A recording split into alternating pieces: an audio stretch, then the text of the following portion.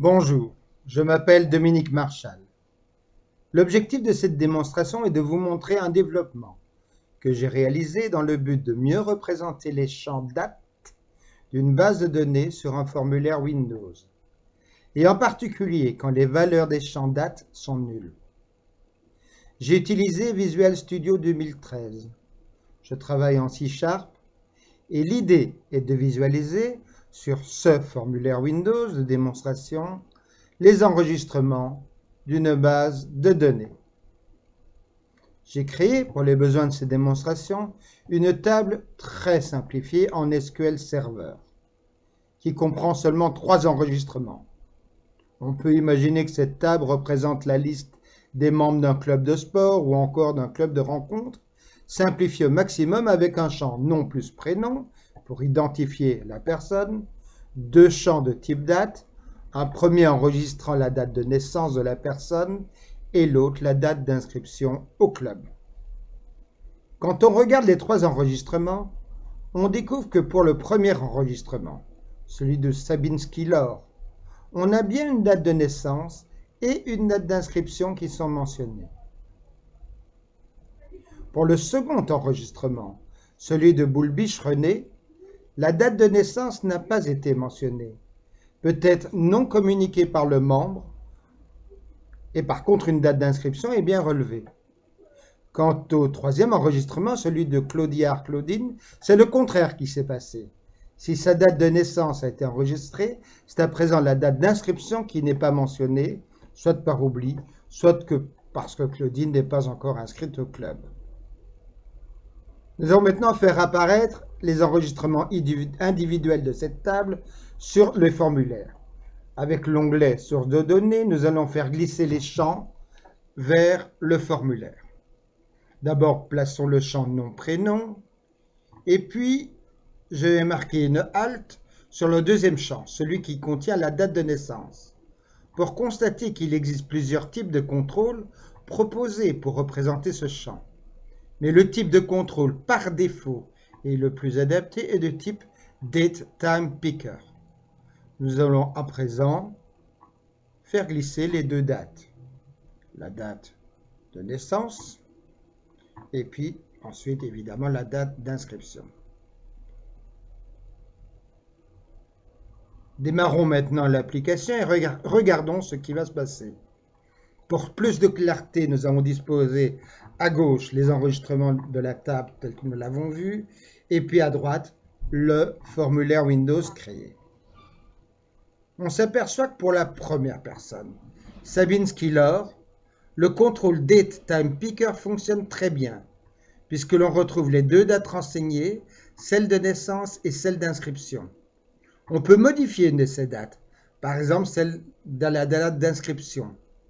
Mais lorsque nous enregistrons, puis mettons à jour le formulaire, nous voyons que la modification a bien été répercutée. Donc, tout se passe bien. Voilà, nous modifions, nous enregistrons, et l'enregistrement est bien tenu en compte. Les affaires se compliquent quand on arrive au deuxième enregistrement, celui de Boulbich-René. Sa date de naissance était censée être nulle, or sur le formulaire apparaît une date de naissance.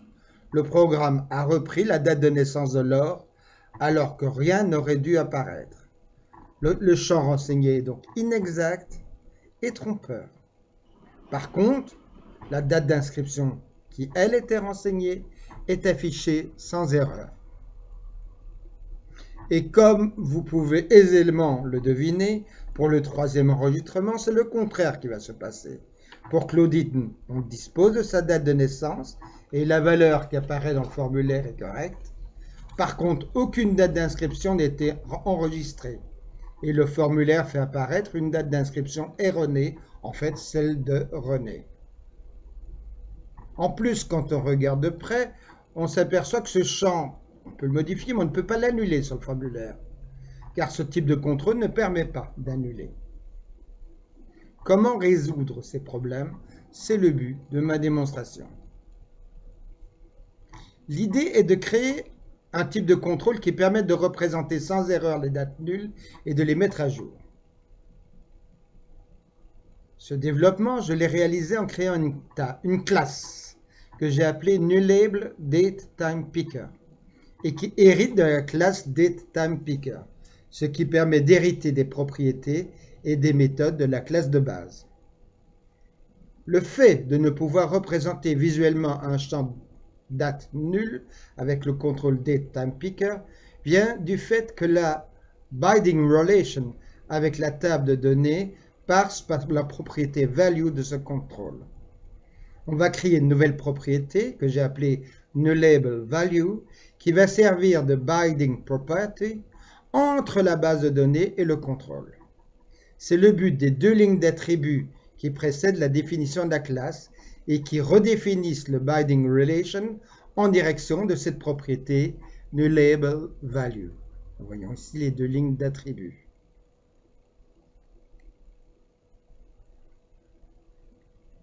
L'astuce va être d'utiliser des formats de date. J'imagine deux formats de type string. L'un qui s'appelle myDateFormat, assez classique, jour, mois, année. Bien sûr, d'autres types de formats peuvent être utilisés. Et un autre format que j'ai imaginé avec des traits et des barres et que j'ai appelé nullDateFormat. Et il servira à représenter les dates nulles. La première chose à faire est d'écrire un constructeur pour la classe, qui fait appel d'abord au constructeur de la classe de base. La raison d'être de ce constructeur est dans la ligne suivante, qui précise que pour pouvoir utiliser ce nouveau type de contrôle, il va falloir utiliser un format personnel, un format customisé.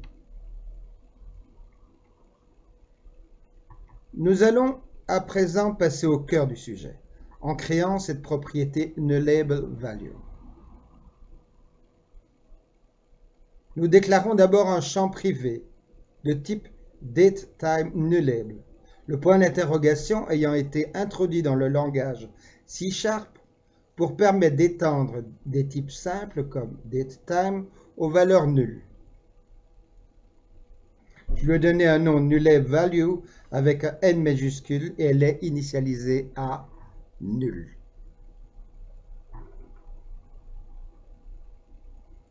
Nous déclarons ensuite une propriété nullableValue avec un N majuscule du même type que le champ privé.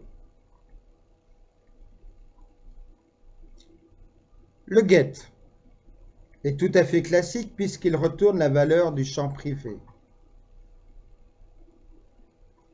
Quant au set, il commence aussi classiquement en affectant la valeur du champ privé. Puis viennent quelques lignes, que je vais surligner, qui vont être au cœur du fonctionnement de cette nouvelle classe.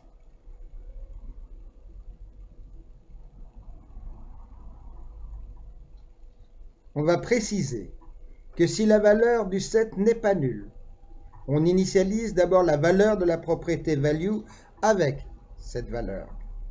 À la ligne d'après, il est précisé que dans ce cas-là, donc quand on a une valeur non nulle, on va utiliser le format de date prédéfini, myDateFormat. Donc je vous remontre, c'est celle avec month, day, year.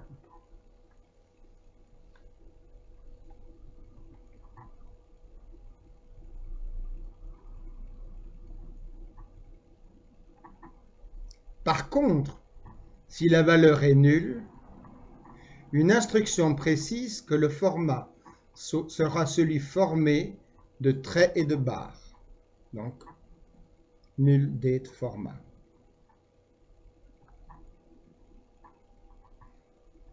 Si ces modifications sont essentielles par rapport à notre objectif, il faut aussi voir ce qui se passe quand on ouvre la liste déroulante qui fait apparaître le calendrier, comme nous l'avons vu sur le contrôle dateTimePicker classique.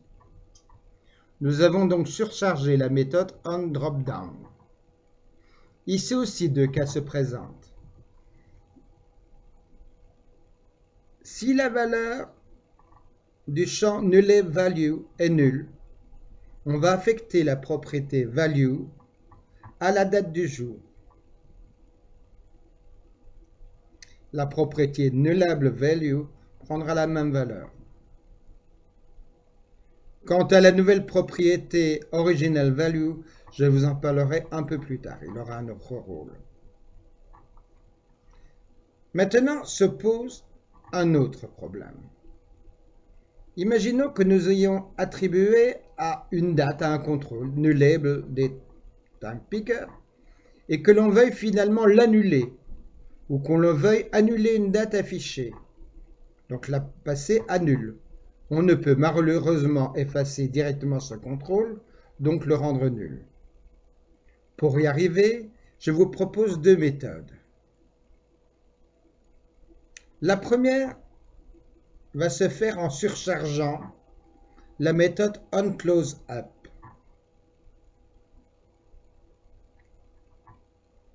C'est-à-dire quand on ferme la liste déroulante avec le calendrier. L'idée est qu'aucun membre de ce club de sport n'est né, et a fortiori est inscrit avant l'année 1900.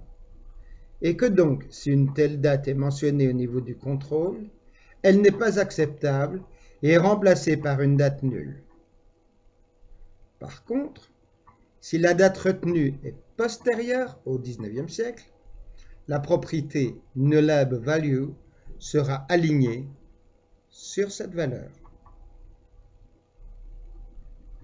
Une autre proposition est d'utiliser une clé. J'ai pensé à la clé X, la touche X, sans doute à cause de CTRL X coupé. Et j'ai donc surchargé la méthode onKeyUp, qui est appelée quand on a pressé une clé et que l'on relève le doigt. Si cette clé est X, la valeur de la date est annulée après réponse à une question demandant de confirmer notre demande. À ce stade, notre problème est résolu et le contrôle pourrait fonctionner tel quel. Une dernière amélioration a cependant été apportée pour répondre au problème suivant. Si en utilisant un contrôle des time pickers, on est en train de changer une date, puis on s'aperçoit que l'on s'est trompé, on veut revenir à la valeur de départ, ce serait bon d'avoir la possibilité de le faire. Or, ce n'est pas possible. En général, dans ce genre de manœuvre, il est courant d'appuyer sur le bouton Escape, mais ici, ça ne fonctionne pas. C'est ce que j'ai voulu ajouter à notre nouveau contrôle. Pour réaliser ça, nous créons une propriété de type DateTimeNullable que nous appelons original_value, dont le get et le set n'appellent aucun commentaire particulier. La valeur de la propriété original_value est initialisée lorsque nous ouvrons la liste déroulante et est égale, ce que nous voyons ici, à la propriété value. Si on change de date, puis on décide de revenir à la valeur originale, on pourra, grâce à cette autre surcharge de la méthode onKeyUp, appuyer, comme nous allons le voir, sur la touche Escape, puisque dans ce cas-là, la valeur, donc, nullable_value, prend la même valeur que la propriété original_value. La classe de contrôle est maintenant définie. Retournons au formulaire qui a été nettoyé et voyons comment utiliser ce contrôle. Si nous ouvrons l'onglet Source de données, puis la liste de déroulante à droite du champ Date de naissance, nous retrouvons la liste déjà rencontrée tout à l'heure. Pour ajouter le nouveau type, nous allons passer par l'option Personnaliser de cette liste déroulante, ce qui ouvre un tableau dans lequel nous retrouvons notre nouveau type de contrôle, nullable_date_picker. Si c'est la première fois que vous le faites, il est possible que ce type n'apparaisse pas dans la liste. Dans ce cas, faites glisser ce contrôle depuis la boîte d'outils vers le formulaire, puis effacez le contrôle créé sur le formulaire. Il apparaîtra ensuite spontanément dans la liste. Dans cette liste, je coche donc notre nouveau type de contrôle et je peux même le définir comme contrôle par défaut pour les champs de type DateTime. C'est ce que je fais ici, je confirme. Et pour les deux dates de notre table, je prends le choix de les représenter par le contrôle nouveau évidemment, NuLabel Date Time Picker que j'ai créé à cet effet. Nous glissons à présent les différents champs, comme nous l'avons fait tout à l'heure. Nous démarrons l'application. Pour le premier enregistrement, celui de Sabinski-Lore, on a un résultat cohérent, avec les dates de naissance et d'inscription correspondant à ceux enregistrés. La date est de format court, comme nous l'avions précisé dans la définition du contrôle. Les dates, si on le souhaite, peuvent être modifiées et enregistrées. Quand on passe au second enregistrement, celui de Boulbich-René, nous n'avions pas de date de naissance. Et celle-ci est bien présente maintenant, représentée par des barres et des traits comme nous le souhaitions, quand la date d'inscription, elle est correcte. Quant au troisième enregistrement, c'est le contraire. Ici, la date de naissance est correcte, mais c'est la date d'inscription qui manque et est représentée par des barres et des points. Si on veut préciser une date d'inscription, par exemple, ici on prend le 1er mars 2015, cela fonctionne. Si nous changeons d'avis, appuyons sur Escape, la valeur que nous avions entrée disparaît et est remplacée par la représentation de la date nulle. De même, si nous rentrons une date très ancienne, par exemple ici, je vais prendre le 1er mars 1890. Cette date étant dans le 19e siècle, elle est modifiée par le programme et apparaît une valeur nulle. Autre possibilité, si nous changeons une date, puis appuyons sur Escape, on peut revenir à la valeur précédente. Ici, nous allons, par exemple, partir du 24 et aller vers le 22 mai 1979. En appuyant sur Escape, nous voyons que le 24 réapparaît.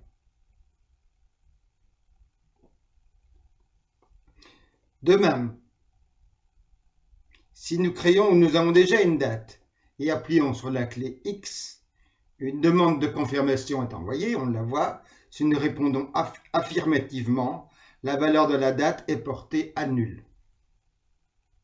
J'espère que cette démonstration vous a convaincu de l'utilité de ce nouveau type de contrôle, très proche du classique Date Time Picker, mais doté de quelques fonctionnalités complémentaires pour la représentation des dates nulles. C'est terminé pour aujourd'hui, j'espère que vous avez trouvé de l'intérêt et à bientôt.